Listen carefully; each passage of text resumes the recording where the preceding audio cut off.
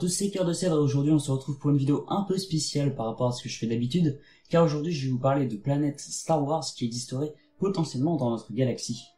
En effet, le télescope Kepler de la NASA aurait identifié des planètes qui auraient les mêmes caractéristiques des planètes emblématiques de la saga Star Wars. Vous n'avez jamais rêvé de skier sur le monde enneigé de Hoth ou encore d'observer le magnifique coucher de soleil de Tatooine? Eh bien laissez-moi vous présenter ces planètes. Numéro 1, Tatooine, là où tout a commencé, la planète désertique aux deux soleils. Eh bien la NASA aurait trouvé une planète similaire à Tatooine, elle s'appelle Kepler 16b et c'est une géante gazeuse de la taille de Saturne. Elle présente la même caractéristique de Tatooine car elle se trouve en orbite de 2 étoiles. Numéro 2, Hoth, ce monde glacé où a eu lieu la bataille de Hoth opposant les rebelles à l'Empire dans l'Empire contre-attaque.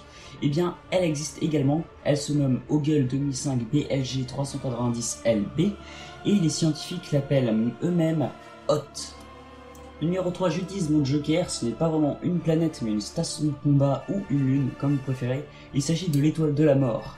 Ce symbole du côté obscur a été trouvé, il s'agit de Mimas, c'est la lune de Saturne.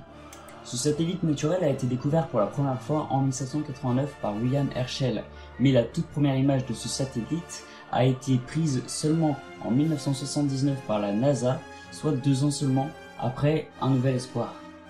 Avouez qu'il y a une petite ressemblance.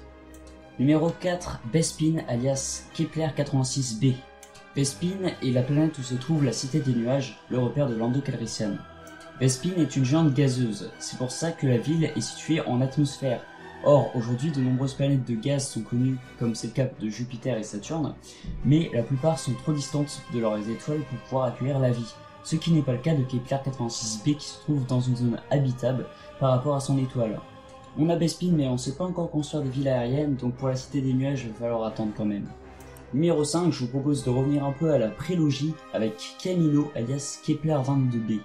Kamino est la planète natale des clones de la République, elle est recouverte d'océans, et c'est aussi le cas pour Kepler 22b, qui selon les scientifiques serait potentiellement recouverte par des océans, et qui se trouve également dans la zone habitable par rapport à son étoile. Alors avant d'aller visiter Kepler 22b, si le temps il est aussi fâcheux que sur Kamino, faites attention à ne pas vous faire emporter par une tempête. C'est pour vous. Et pour finir en beauté, je vous propose Korod 7b alias Mustafar. La planète Korod 7b serait recouverte d'un océan de lave et la température de sa surface serait comprise entre 1000 et 2500 degrés, ce qui rend la vie impossible. L'atmosphère de la planète est donc irrespirable, mais elle reste néanmoins superbe pour un combat tel que celui d'Obi-Wan et Anakin Skywalker. J'espère que cette vidéo vous a plu, si c'est le cas n'hésitez pas à mettre un like et un commentaire pour me dire ce que vous en avez pensé. Tu peux rejoindre la rébellion en t'abonnant et moi je vous donne rendez-vous la semaine prochaine pour une nouvelle vidéo. Bye tout le monde et que la force soit avec vous.